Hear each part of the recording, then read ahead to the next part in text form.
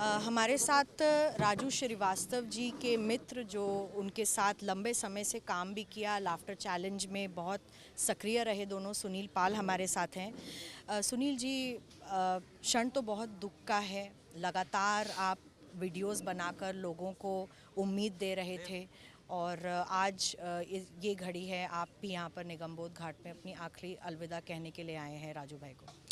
उनके साथ में सैकड़ों यात्राएं की, लेकिन ये जो यात्रा है उनकी अंतिम यात्रा, वो बिल्कुल असहनीय है, अविश्वसनीय है, तीर की तरह चुभ रही है। लग रहा है कि ये कोई मजाक हो रहा है हमारे साथ में, ये कोई अन्याय हो रहा है हमारे साथ में, कोई चमत्कार हो जाए, कोई आकर कहे कि ये अफवाह है। बार बार दिल से यही प्रार्थना निकल रही है, क्योंकि हंसाने वाला आदमी जिसने 40-45 साल हंसाया हो, मतलब घर घर में आके हंसाया हो, वो किसी को रुला दे या किसी वजह से उनकी वजह से किसी की आँख में आंसू आ जाए, ये समीकरण बनता नहीं है। राजू जी के बारे में हमने कभी नहीं सोचा था, लेकिन एट द सेम टाइम ये राजू जी जो है वो बहुत इमोशनल इंसान है, कहूँगा मैं, थे तो नहीं कहूँगा। इमोशनल होने की वजह से बहुत दिल में कोई भी दर्द किसी को बताते नहीं थे, हमेशा खुश रहते थे, लोगों को हंसाते थे। खाना पीना, हंसना गाना, ये सब उनका नित्य क्रम था। जूनियर्स को भी बहुत प्यार करते थे, सीनियर्स की बहुत रिस्पेक्ट करते थे। ऐसा कलाकार, ऐसा भाई, ऐसा मित्र, ऐसा इंसान, ऐसा चेला, ऐसा गुरु बहुत मुश्किल से बनता है। हम सब कॉमेडियन को लोग आप सब लोग प्यार से स्टार कहते हैं, सितारे कहते हैं, लेकिन वो राजू श्रीवास्तव आसमान थे। मुझे लगता है कि वो एक ऐसा आसमान थे जिसमें हमसे से कई सारे स्टार सितारे चमचमाते हैं, उनके छत्र छाया की तरह। जब जब तक स्टैंड अप कॉमेडी ज़िंदा रहेगी, जब तक हंसी ज़िंदा रहेगी, जब तक हंसना धरती पर रहेगा, उनका जिक्र बड़ी आन बान शान से किया जाएगा। क्योंकि राजेश श्रीवास्तव मतलब स्टैंड अप कॉमेडी मतलब राजेश श्रीवास्तव। क्योंकि 2-2 ढाई घंटा हमने अपनी आंखों से देखा है, हर शो में थकते ही नहीं थे परफॉर्म करते, और लोग भी उनको छोड़ते नहीं थे। उनको बोलना पड़ता था कि सर शो ख़त्म हो रहा है, ऐसा। सुनील भाई, एक बात जो आपने अभी कही, आप लोग लगातार मतलब उस दशक से आप लोग साथ हैं। हम भी आपको देखकर लाफ्टर चैलेंज देखते थे और तब स्टैंड अप कॉमेडी का कोई नाम ही नहीं होता था भारत में, तब आप लोग परफॉर्म करते थे। उस वक्त से लेकर अब तक आपने कहा कि दिल की बात उनको दिल में रखने की आदत थी। क्या इसी वजह से उनका दिल कमज़ोर हो गया? क्या आपने देखा है अपने आसपास? क्योंकि मैंने कभी उनको अपना दर्द साझा करते नहीं देखा, कभी ये बताते नहीं देखा, कभी किसी चीज़ पे चिढ़ते हुए, गुस्सा करते हुए नहीं देखा। तो ये शायद ये भी वजह हो सकती है इमोशनल होने के नाते। और इतने साल तक हंसाना तो मैं तो समझता हूँ साक्षात ईश्वर का काम है। तो ईश्वर के काम की कोई वैसे अवार्ड और रिवॉर्ड तो हो नहीं सकता, तुलना नहीं हो सकती किसी चल और अचल प्रॉपर्टी से। लेकिन फिर भी मैं हमारे सीनियर मोदी जी से, योगी जी से और तमाम हमारे सीनियर से निवेदन करता हूँ कि उन्हें भारत रत्न दिया जाए मरणोपरांत।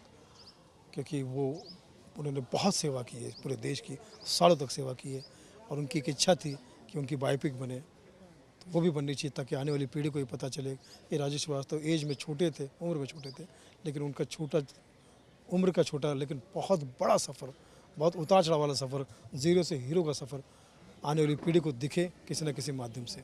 क्या आप लोग ये प्रस्ताव प्रधानमंत्री और गृह मंत्री या सरकार के सामने रखना चाहेंगे?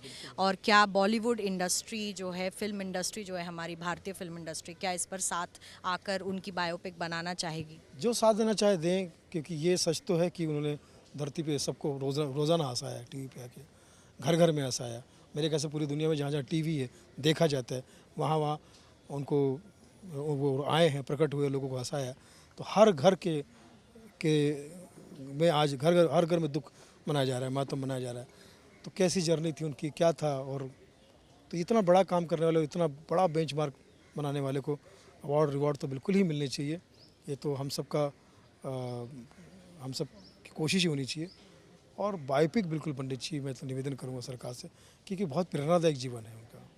एक आखिरी सवाल मैं आपसे पूछना चाहूँगी, लेकिन थोड़ा पर्सनल, क्योंकि आपकी कोई आखिरी बात उनसे ऐसी या कोई ऐसा वक्त आपने साथ काटा जो आप कभी नहीं भूल सकते?